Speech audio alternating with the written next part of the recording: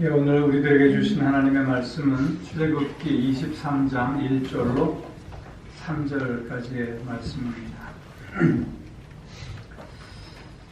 너는 거짓된 풍설을 퍼뜨리지 말며 악인과 연합하여 위증하는 증인이 되지 말며 다수를 따라 악을 행하지 말며 송사의 다수를 따라 부당한 증언을 하지 말며 가난한 자의 송사라고 해서 편격되이 두둔하지 말지니라.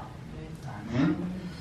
이 말씀을 의지해서 정의를 세우는 삶이라는 제목으로 말씀을 드립니다. 우리는 하나님을 사랑의 하나님 그리고 공의의 하나님이라고 고백합니다. 사랑과 공의, 이것은 하나님의 성품을 말하고 있는 건데요. 사랑과 공의는 어떻게 보면 모순되는 것처럼 보이지만, 그러나 하나님 안에서의 사랑과 공의는 너무나도 완벽하게 조화되어져서 하나님의 완전한 성품을 우리에게 보여주고 있는 것입니다. 하나님은 사랑이시라. 하나님의 그 사랑은 무조건적입니다.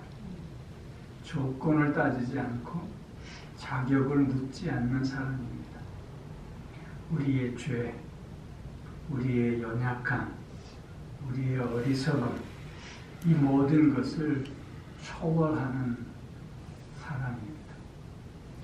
그 사랑이 있기에 우리는 구원받은 자로 오늘을 살아가게 되는 것이며, 그 사랑이 있기에 우리는 날마다 회복의 은혜 속에서 기쁨으로 또한 평안으로 살아갈 수 있게 되는 것입니다.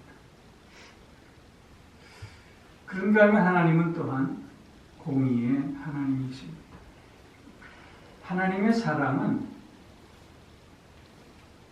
그 우리의 모든 죄까지도 품어주시는 사랑이지만, 그러나 또한 하나님의 공의는 그 죄를 좀처럼 묵과하시지 않으시는 하나님이시라는 뜻입니다. 하나님은 죄에 대해서 반드시 묻고 심판하십니다. 하나님은 당신의 선한 뜻을 따라 옳고 그름을 분별하시면서 하나님의 그 기준에 따라 오늘도 이 세상을 다스리시고 계시는 것입니다. 이런 하나님의 사랑과 공의는 마치 동전의 양면과 같은 것입니다. 공의가 없는 사랑은 무질서로 나아갈 수밖에 없습니다. 또한 사랑이 없는 공의는 메마름 속에서 죽음으로 나아갈 수밖에 없는 것입니다.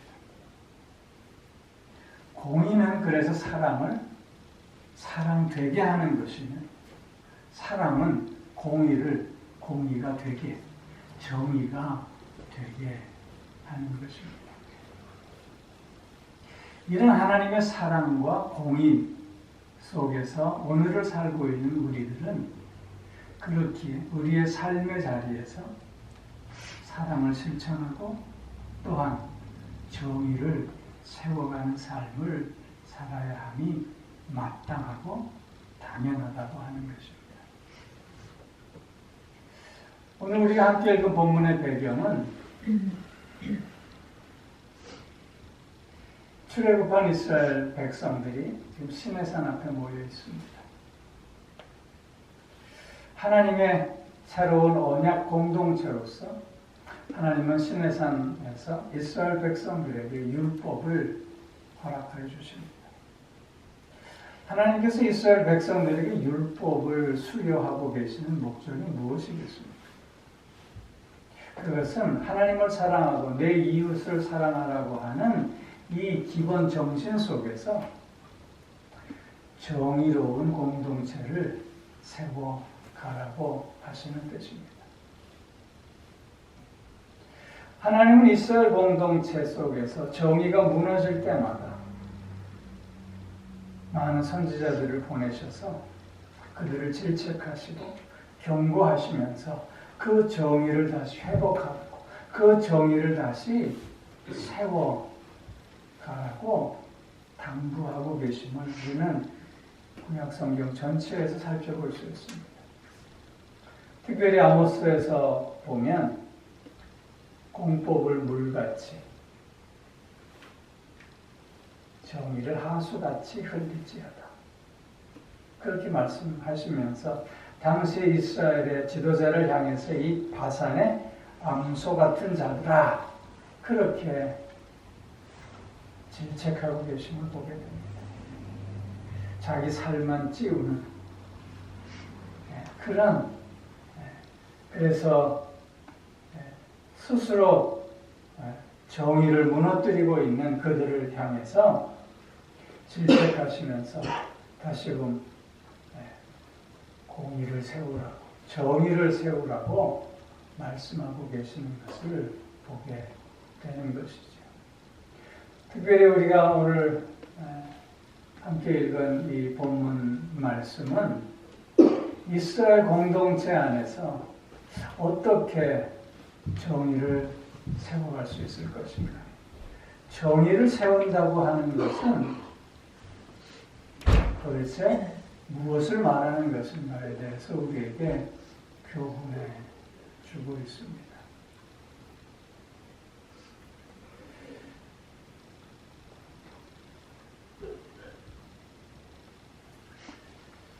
우리가 어떻게 정의를 세워갈 수 있을 것인가? 무엇으로 우리는 정의를 세워갈 수 있을 것인가?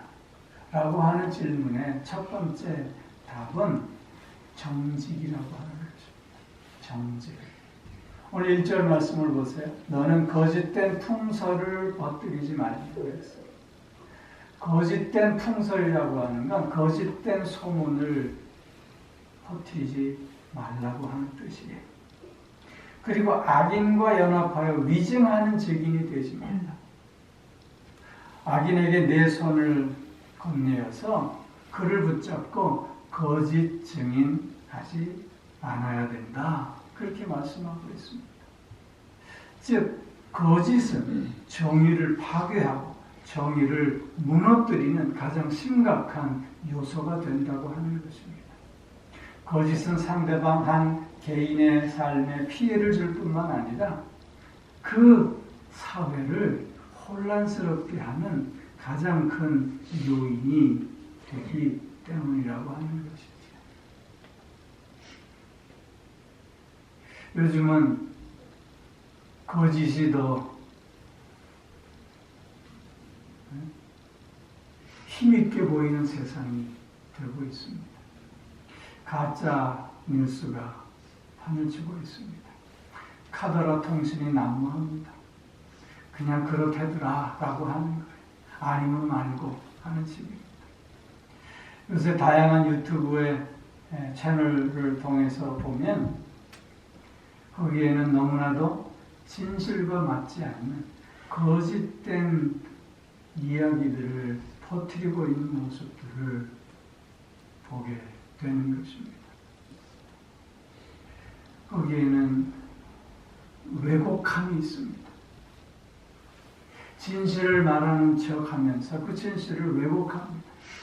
사람들을 속이려고 하는 의도를 갖고 있습니다. 이렇게 저렇게 사람들을 비난하고 비꼬는 말들을 너무나 자연스럽게 하고 있습니다. 이런 모습 속에서 사회가 점점 더 혼란스러워지는 결과들을 우리는 보게 되는 것입니다.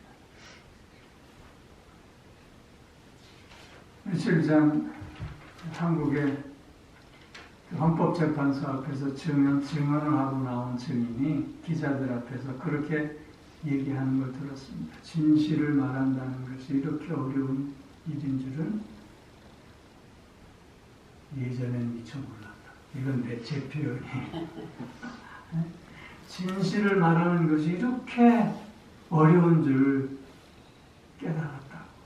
그렇게 얘기합니다. 여러분, 거짓은 아무 꺼리낌 없이 제 갈 길로 달려가고 있습니다. 그 반면에 진실은 매 순간순간 나를 증명해 내야만 합니다. 이건 모순 아닙니까? 거짓과 진실, 무엇을 말하기가 더 쉬운 것이냐 하는 것입니다. 거짓을 말하기가 훨씬 쉽다고 하는 것입니다. 진실을 말하고 진실을 지켜가기가 훨씬 더 어렵다고 하는 것입니다. 성경에서 보면 마태복음 7장에서 좁은 문으로 들어가라 말씀합니다.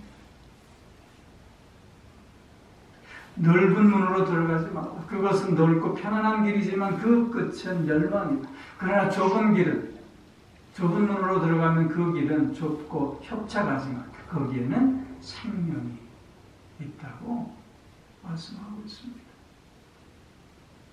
무엇이 쉬운 길인가를 우리가 찾기 전에 무엇이 옳은 길인가를 먼저 찾는 자가 될 때 우리는 생명을 소유하게 되는 자가 된다는 말씀입니다. 정의를 세우기 위해서는 그래서 정직함이 필요합니다. 이 정직함은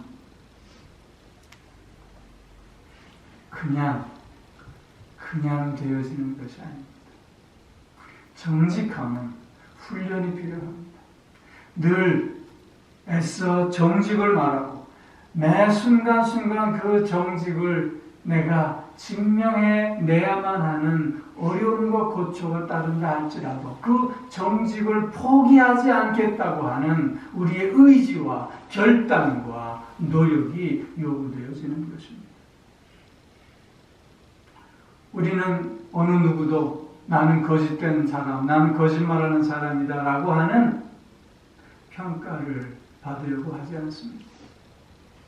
자신을 얘기할 때 늘 스스로의 정직함을 드러내려고 합니다. 정직한 사람이고 싶은 마음은 있지만 그 마음만 가지고 정말 내가 정직한 사람이 될 수 있느냐? 라고 하는 것은 또 다른 차원의 문제라고 하는 것입니다. 하나님은 우리에게 오늘도 정직을 강조하고 있습니다. 그 길이 험하고 그 길이 어렵고 그 길에 많은 비난이 있다 할지라도 그 길로 가는 의지적 결단과 고백을 통해서 하나님을 바라보고 나아가는 오늘의 우리의 양심 있는 행동하는 살아있는 신앙인들이 되어져야 할 줄로 믿습니다. 정직이 정의를 세웁니다. 두 번째로는 진리가 정직을 세웁니다. 오늘 2절 말씀을 보세요. 다수를 따라 악을 행하지 말며 송사의 다수를 따라 부당한 증언을 하지 말라. 오늘 2절 말씀에 우리에게 교훈하고 있는 것은 다수의 힘이라고 하는 것이 얼마나 위험할 수 있는가를 지적해 주고 있습니다.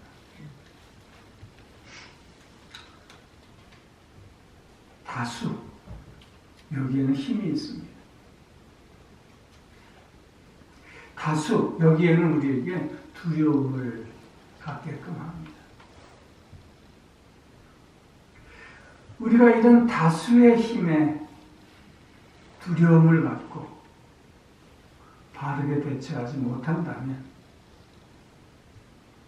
진리에 입각한 삶이 이루어질 수 없다고 하는 사실입니다. 우리 민주주의의 대원칙이 뭡니까? 다수결의 원칙입니다. 그러나 다수결의 원칙을 강조하면서도 늘 소수의 의견을 존중해야 한다고 가르치고 있습니다. 왜 그렇습니까? 다수라고 해서 반드시 그게 언제나 진리일 수 없기 때문인 것입니다. 다수가 진리가 아닌 것이죠. 다수라고 해서 늘 진리가 될 수 없다고 하는 것입니다. 진리가 힘이어야 되지, 힘이 진리가 되면 세상은 혼란스러워질 수밖에 없지 않습니까? 오늘 본문에서 보면 다수는 악을 행하기 쉽게 한다는 거예요. 다수는 양심의 꺼리낌 없이 거짓 증언, 부당한 증언을 하게 만든다고 하는 거예요. 여러분 한번 생각해 보세요. 내가 혼자 있을 때와 무리 속에 섞여 있을 때에 내 마음이 어떻게 달라질 수 있을까? 내가 혼자 있을 때에는 나의 가치와 나의 기준과 나의 판단에 따라 행동하고 그 한 행동에 대해서 당연히 책임을 지려고 할 것입니다. 그러나 우리가 다수에 섞여 있을 때에는 내 판단보다는 다수의 판단을 따라가기가 쉽습니다. 내 행동에 대한 책임에 대해서 덜 심각하게 생각하게 되어 있습니다. 왜냐하면 다수 속에는 익명성이 있기 때문입니다. 남들도 다 하는데 내가 조금 보탠다고 해서 무슨 큰 잘못이 있겠는가라고 하는 비도덕적 생각이 쉽게 들어갈 수 있다고 하는 거죠. 다수 속에 있을 때는 그래서 쉽게 배타적이 되고 쉽게 폭력성을 띨 수 있게 되는 것입니다. 다수의 위험함을 우리는 늘 생각할 수 있어야 합니다. 그렇기에 진리는 다수에 있는 것이 아님을 우리가 늘 깨달아야 하겠다는 것이죠. 여러분, 빌라도를 예를 들어봅니다. 빌라도는 다수의 외침 속에서 그 다수의 외침이 진리가 아니었음을 알고 있었습니다. 그러나 그럼에도 불구하고 빌라도는 그 다수의 힘에 굴복당했고 그 다수의 힘과 타협했습니다.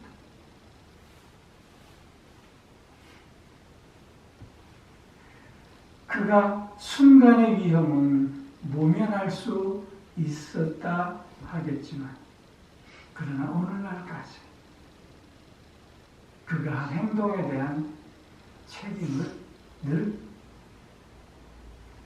묻고 있음을 우리는 보게 되지 않습니까? 세상 모두가 다 그렇다고 할 때 그것이 진리가 아니라 한다면 분연히 일어나 노라고 답할 수 있어야 하겠다는 것입니다. 모든 사람들이 비난하고 모든 사람들이 핍박한다 할지라도 내가 가야 할 길이면 가야 하는 것이고 모든 사람들이 박수치고 상을 준다 할지라도 그 길이 가지 않아야 할 길이라면 가지 않는 것이 진리의 사람의 태도라고 믿습니다.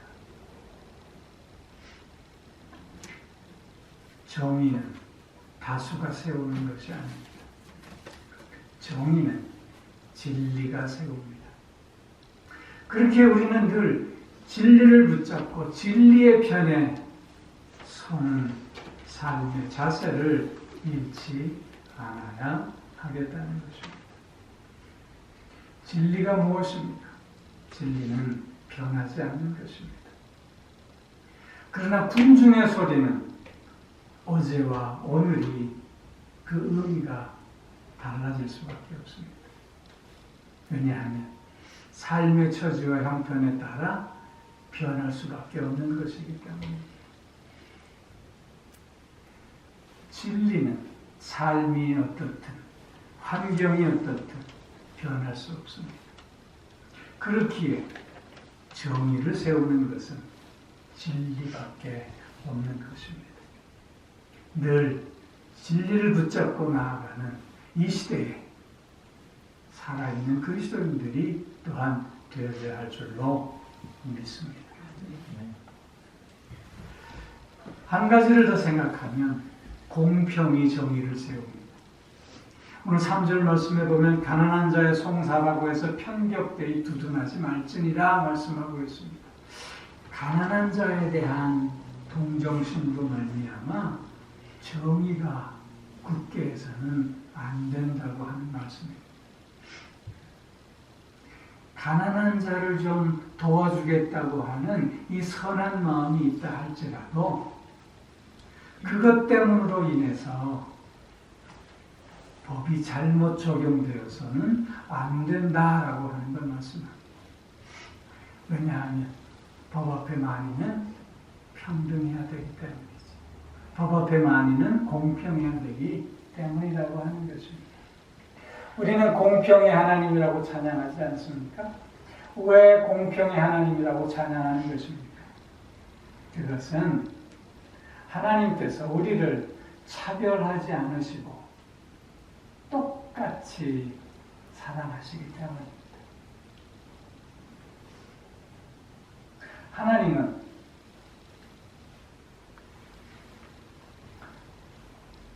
우리에 대해서 똑같은 기준을 가지고 또한 심판하시기 때문인 것입니다. 하나님은 우리를 누구 하나 예외 없이 당신의 형상대로 창조하셨습니다. 그리고 우리에게 하나님은 똑같은 대우를 해 주시고 계시는 것입니다. 그렇게 우리는 공평하신 하나님이라 찬양하고 있는 것이죠. 이런 공평하신 하나님의 그 은혜와 그 사랑 안에 살고 있는 우리들이기에 우리 또한 공평을 삶 가운데 실천함으로 정의를 세워갈 수 있어야 하는 것입니다. 우리가 정말 공평한 삶을 실천하고 있는가 확인할 수 있어야 합니다. 그러기 위해서는 가장 먼저 우리가 갖고 있는 고정관념, 우리가 갖고 있는 편견, 이런 것에서 자유로워질 수 있어야 하는 것입니다. 편견을 갖고 있는 한 우리는 공평해질 수 없습니다. 고정관념에 사로잡혀 있는 한 우리는 공평을 실천할 수 없게 되는 것입니다. 여러분 한번 생각해 보세요. 이런저런 사람들의 이야기를 듣고 누구에 대한 내 편견이 자리 잡게 됩니다. 고정관념이 생기게 됩니다. 그러면 어떤 사람을 대할 때 그 사람에 대한 편견과 고정관념으로 그 사람을 그 사람 자체로 우리가 보게 되느냐 하는 것이지. 거의 불가능에 가까울 수밖에 없을 것입니다. 저 사람은 나쁜 사람이야. 저 사람은 거짓말하는 사람이야. 라고 하는 편견과 고정관념을 갖고 있게 된다면 그가 하는 모든 말이 거짓말로 들려질 수밖에 없는 것 아닙니까? 우리의 이런 편견과 고정관념을 온전히 내려놓지 않는다면 우리는 우리의 삶의 자리에서 공평을 실현할 수 없게 될 것입니다. 그렇기에 부단히 내가 갖고 있는 편견과 고정관념에서 나를 자유롭게 해야 할 것입니다. 하나님이 어제의 나의 모습으로 오늘을 나에게 대해 주시는 것이 아니라 오늘 나의 이 모습으로 하나님은 오늘 나를 대해 주시지 않습니까? 그렇기에 우리는 오늘도 하나님 앞에 담대히 나아올 수 있는 것 아닙니까? 그런 하나님과 함께하는 우리들이기에 우리 또한 서로에게 그렇게 다가가야 하지 않겠느냐 하는 것입니다. 어제 그로 오늘을 보는 것이 아니라 오늘의 그 모습만으로 그를 보려고 하는 우리들의 애씀이 있어야 하지 않겠는가 하는 것입니다. 어느 누구도 우리는 편견과 고정관념에서 완벽하게 자유로워질 수는 없을 것입니다. 그러나 나의 강한 의식 속에서 이 편견의, 이 고정관념의 해악을 늘 생각할 수 있는 우리는 최소한 되어져야 하지 않겠는가 하는 것입니다. 세상은 억지로 살 수 없습니다. 억지로 사는 세상은 우리에게 너무나 많은 것들을 빼앗기게 합니다. 그렇게 우리는 더불어 함께 살아가는 세상을 만들어갈 수 있어야 합니다. 우리가 오늘 살아가는 이 세상은 우리를 끝없는 경쟁 속으로 내어몰고 있습니다. 이런 경쟁의 구도 속에서 더불어 함께 살아간다고 하는 것은 점점 그 의미와 그 가치가 약화되어져 가고 있습니다. 내가 죽어야 내가 산다고 발버둥치는 세상이 되고 있습니다.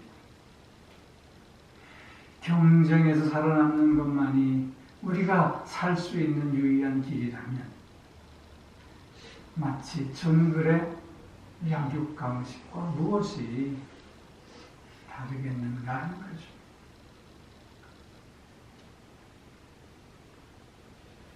다윗과 요나단, 우리는 그 두 사람의 관계를 성경에서 나타난 가장 아름다운 관계 중에 하나로 설명하고 있습니다.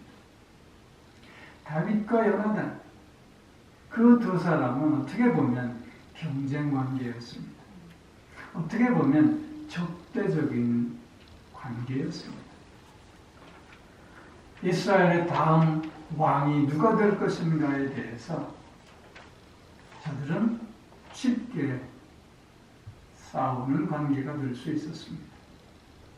그러나 그럼에도 불구하고 다윗과 요나단은 연합했습니다. 서로를 사랑하기를 마치 여자를 사랑하는 것보다 더 깊이 사랑했다고 성경은 기록해주고 있습니다. 경쟁할 수밖에 없는 저들이 어떻게 그 경쟁을 넘어서서 아름다운 삶의 실천을 보여주고 있었던 것입니까? 그것은 그들에게 공통의 목표가 있었기 때문입니다. 하나님의 뜻, 하나님의 뜻이 무엇인가에 대한 그들의 공통의 목표가 있었기에 그들은 자신들의 눈앞에 펼쳐진 경쟁의 관계를 뛰어넘을 수 있었습니다. 그래서 그들은 아름다운 열매를 맺을 수 있었던 것이죠. 우리의 삶도 이 세상은 경쟁을 우리에게 끊임없이 요구하고 있지만 그러나 내가 바라보고 있는 그 목표의 선함만을 향해서 먼저 생각하고 나아간다면 그 경쟁을 뛰어넘는 그래서 나의 삶의 자리에서 실천하는 삶이 되어질 수 있으리라 믿습니다. 정의는 공평히 세웁니다.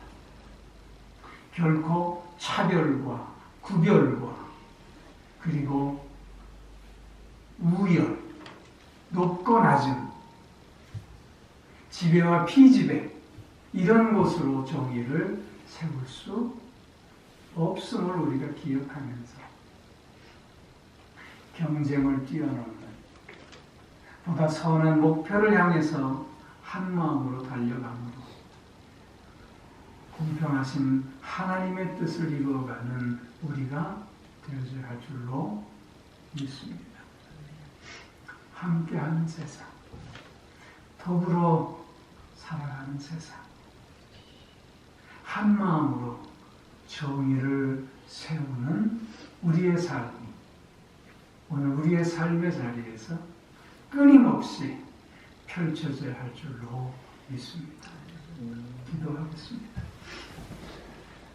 오 사랑의 아버지 하나님, 어느 때보다도 하나님의 정의가 땅에 떨어져 버린 이 시대에 다시 한번 우리를 향하신 하나님의 뜻이 무엇인가를 깨닫게 됩니다. 무너진 정의를 다시 세우는 삶, 그것이 오늘 나의 삶의 자리에서 하나님께서 나에게 맡겨주시는 사명임을 믿습니다. 정직함으로 정의를 세우게 하시고 진리로 정의를 세우게 하시고 공평으로 정의를 세워가는 우리가 되게 하여 주시옵소서. 더불어 함께 살아가는 세상 속에서 하나님 주시는 참된 기쁨과 평안과 아름다운 열매의 풍성함을 맛보고 누리는 우리들이 꼭 되게 하여 주시옵소서.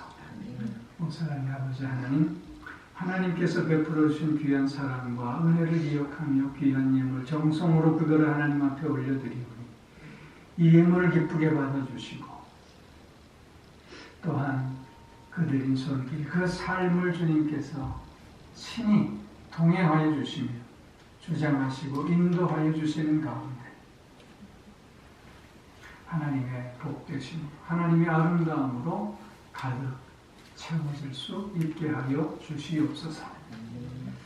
오 사랑의 아버지 하나님, 육신의 연약함 가운데 주님께 간구하고 있는 주의 자녀들의 기도를 들으시고 그의 마음을 쓰다듬어 위로하여 주시며 저들과 함께하여 주심을 통해서 치유 회복의 은총을 맛보게 하시고 하나님께서 허락하시는 새로운 강함과 능력을 체험하는 저들 모두가 되게 하여 주시옵소서. 이런저런 다양한 어려움 속에서 고난과 고통 속에서 슬픔과 아픔 속에서 헤매이고 있는 수많은 영혼들을 주님 일일이 찾아가 주셔서 저들의 삶 속에서 다시 한번 정의가 세워지는 역사가 있게 하여 주옵시고 새 힘을 얻어 큰 걸음을 내딛는 한 날이 꼭 되게 하여 주시옵소서. 감사드리며 우리 주 예수 그리스도의 이름으로 기도하옵나이다. 아멘.